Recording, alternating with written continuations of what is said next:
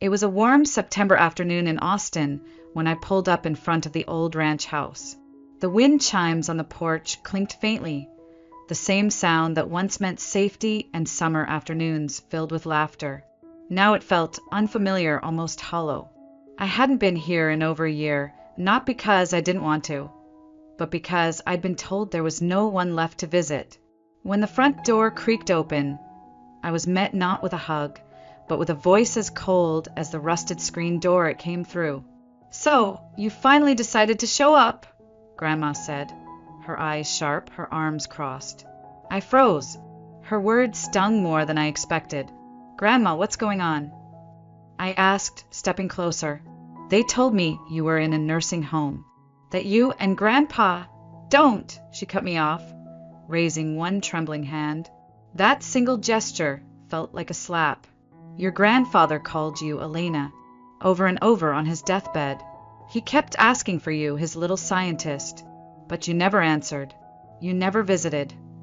My breath caught in my throat. "That's not true," I said, my voice shaking. "Please, let me see the number he was calling." She hesitated for a moment, then disappeared into the house.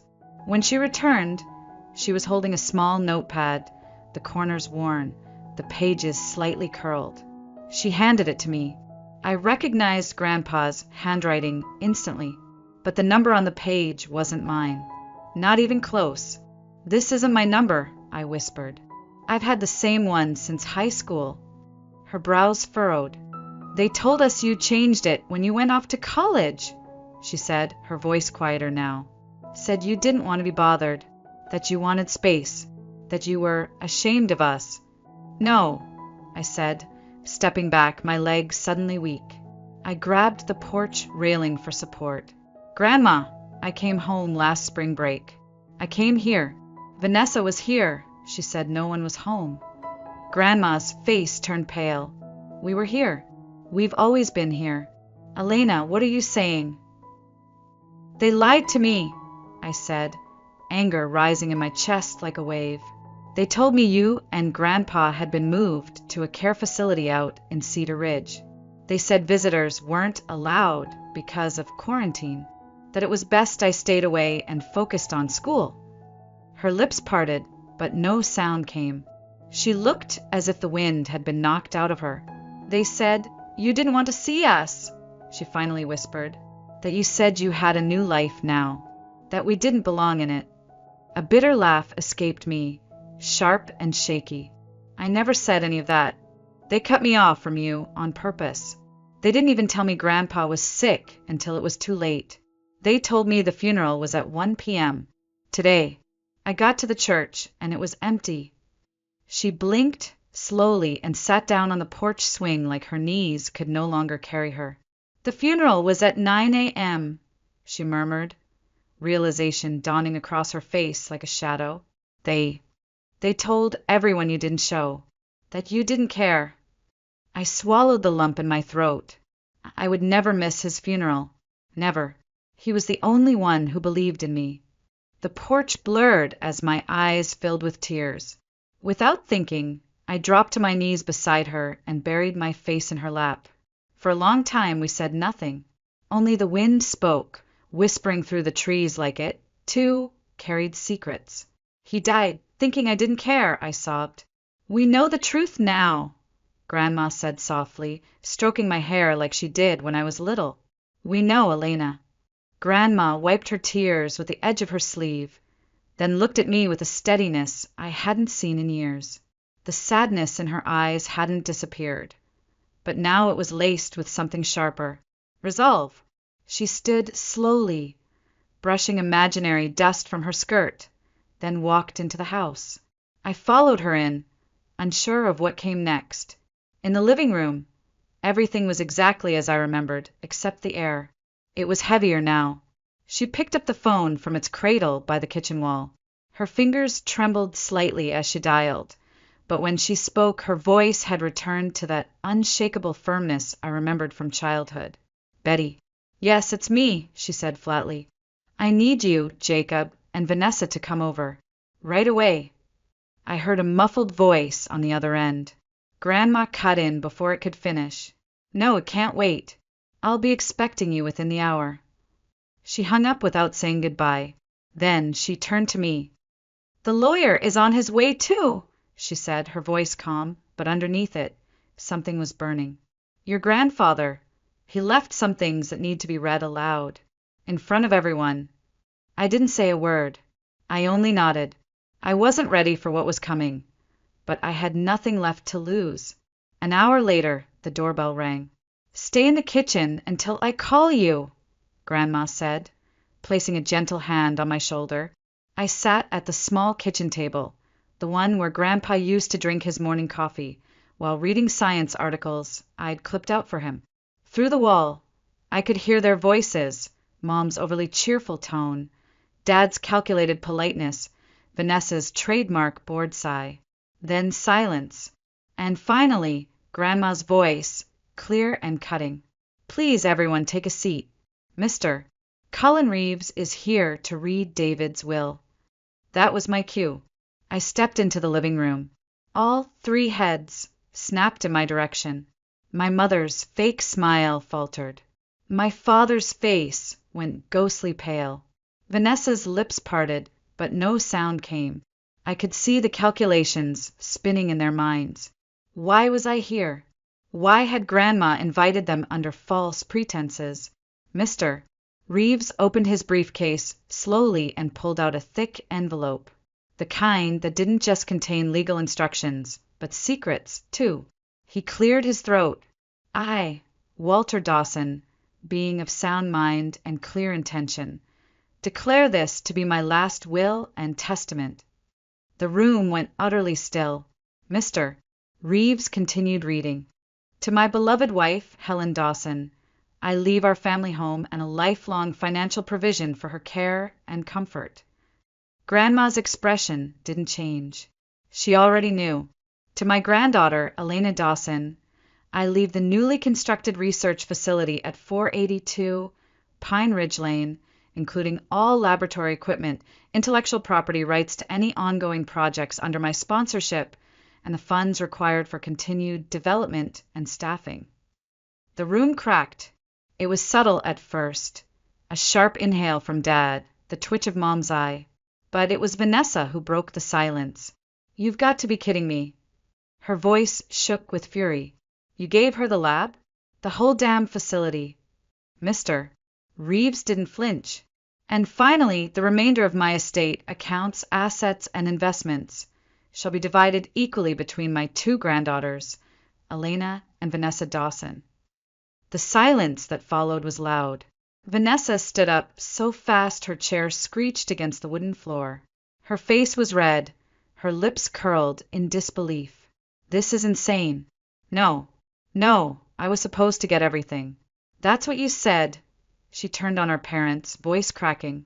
"You promised. You told me if I visited him, acted like the good granddaughter, played along, everything would be mine." I stared at her, frozen. They'd made her act, lie, manipulate a dying man for money. And she'd done it willingly. But Grandma wasn't done. "There's more," she said coldly, reaching into the drawer beside her and pulling out a folded letter. Her hand shook as she passed it to Mr. Reeves. "Walter wanted this read, too." Mr. Reeves unfolded the letter slowly, careful not to tear the brittle edges. The paper had yellowed slightly, but Grandpa's handwriting remained bold and firm, as if he had written every word with unwavering clarity. He cleared his throat before reading aloud. "To my dearest Elena, if this letter is being read, it means I'm no longer by your side. And though that thought breaks my heart, I hope these words carry some of the love I couldn't show you enough in life. You were always different, not in a way that needed fixing, but in a way that made the world richer. While others chased noise, you searched for truth. While they performed, you observed. You were my little scientist, my pride, my legacy." A sharp breath caught in my throat. I could already feel my mother's stare burning into me, but I didn't look her way. "I watched you grow up with questions in your eyes no one around you seemed interested in answering. I saw the way you clutched your little notebook at 7 years old, recording how long it took rain to fill a glass jar. I saw how your joy dimmed every time your mother brushed you off, every time your father changed the subject. And I watched helplessly as your brilliance made them uncomfortable because they could not understand it, and worse, because they never tried. Vanessa shifted in her seat. Mom crossed her arms. Dad looked away. Vanessa was always louder, easier to praise, more comfortable for them to parent. And so they poured everything into her: attention, affection, money. I don't blame her entirely for the way things unfolded. She played the part they wrote for her. But you, Elena, you built your own script. That took courage I admired more than you ever knew. A tear slipped down my cheek. Grandma reached for my hand, gently squeezing it. I remember once, after you won your first regional science competition, your parents didn't even come. They were at Vanessa's dress rehearsal. You came to the porch afterward, holding the trophy in both hands, unsure of whether to be proud or ashamed. You asked if we could put it in the box under your bed instead of on the shelf. You said, maybe if I don't show it, they'll stop looking at me like I'm someone else's kid. My heart broke that day. I felt the room shrink around me. My mother remained stiff. My father had gone pale. Vanessa was silent, biting her bottom lip. You deserved more than what they gave. Not just things, but recognition, warmth, space to be exactly who you are. And while I can't rewrite the past, I can make sure your future is built on your own terms. That's why I built the lab for you. That's why I changed the will. You're not a mistake. You are a miracle they never deserved. Mr. Reeves folded the letter slowly. The silence that followed was deafening. I remembered the trophies, the box under my bed, the way I used to sit for hours, rearranging them like puzzle pieces I didn't know how to display. I remembered hiding certificates in drawers. I remembered Vanessa saying, "Nobody likes a know-it-all," every time I opened my mouth in front of her friends. And I remembered doing her homework for her. "You're just better at this stuff," she used to say, dropping her books in front of me without even asking. "Vanessa, that's cheating," I had told her once. "Elena, help your sister," Mom had snapped from the hallway. Family helps family. But it was never help. It was control. There was a pattern. Vanessa demanded, my parents enabled, and I complied because I thought maybe if I was useful, I'd be loved. Sometimes I'd hear them talking when they thought I was asleep. "I just don't get where she gets it from," Mom would whisper. "She's not like us," Dad would say, almost amused. "Maybe we brought home the wrong baby." They'd laugh. I never did. I stared down at my hands now, older, steadier, stronger than the ones that used to grip a magnifying glass in the backyard, trying to catch sunlight in a jar. Grandpa had seen me. He'd always seen me. And now, he'd made sure the rest of the world had to as well. I was always the quiet one, the one who stayed behind while the rest of the family moved like a polished unit. Vanessa always in the spotlight, my parents orbiting her like planets to a sun. I didn't need their attention, I told myself. Not really. But even lies grow heavy when you carry them long enough. While Vanessa danced on stage in glittering costumes, I sat in the back row of the auditorium, holding my breath every time Mom stood to applaud. She never clapped like that for me. I don't even think she knew when my science fair was. I remember one birthday, I must have been 10. Grandma and Grandpa had driven down from the ranch, and Grandpa gave me a microscope kit wrapped in newspaper with a bow made from twine. I was ecstatic. Vanessa rolled her eyes.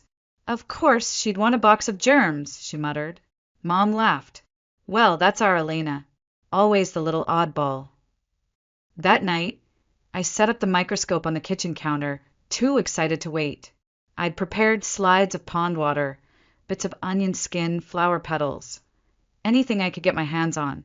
But just as I leaned in to focus the lens, Mom's voice cut through the hallway like a blade. "Elena, clean that up. Vanessa's friends are coming over.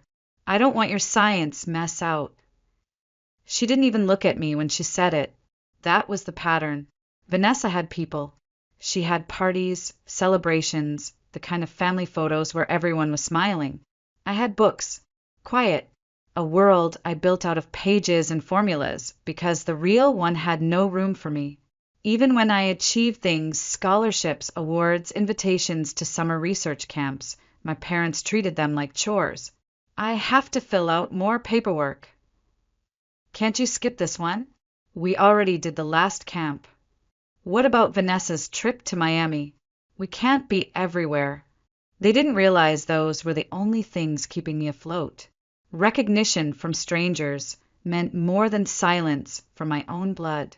And it wasn't just neglect. Sometimes it felt like resentment, like my very existence complicated the story they wanted to tell about our family. At school, I overheard my mom talking to another parent once. Elena? Oh, she's our little genius, she said, with a smile that didn't reach her eyes.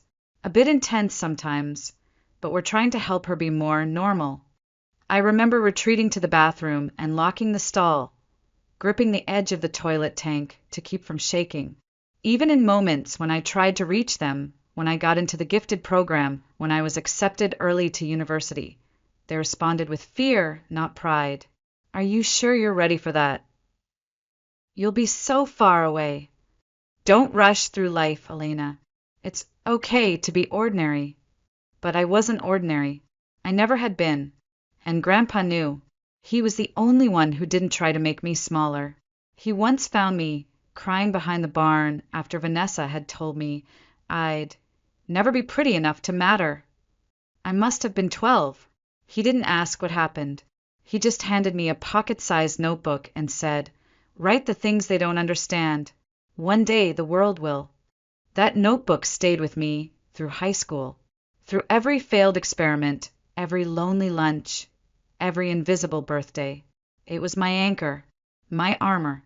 Now, sitting in this living room, with that same family across from me, pretending I didn't deserve any of this, pretending I was the selfish one, I felt the full weight of those years settle around me like armor reforged. They had spent a lifetime trying to dim my light. But Grandpa built me a space where I could shine without apology. And now they had no choice but to watch. The silence after the letter was read didn't last long. Vanessa shot up from her chair, her face a flush of rage and disbelief. Her voice cracked as she spat the words. This is ridiculous. Why should she get anything? She wasn't even there. She disappeared for years, and suddenly she walks in and takes half of everything? The lab? The money? Her eyes darted to Mom and Dad. You said it was mine. You promised. My mother's face was blank, unreadable, but her fingers twisted in her lap like she was trying to wring water from air. We had an understanding, Vanessa continued, her voice rising with every word. I did what you asked. I played the role. I visited him when you told me to.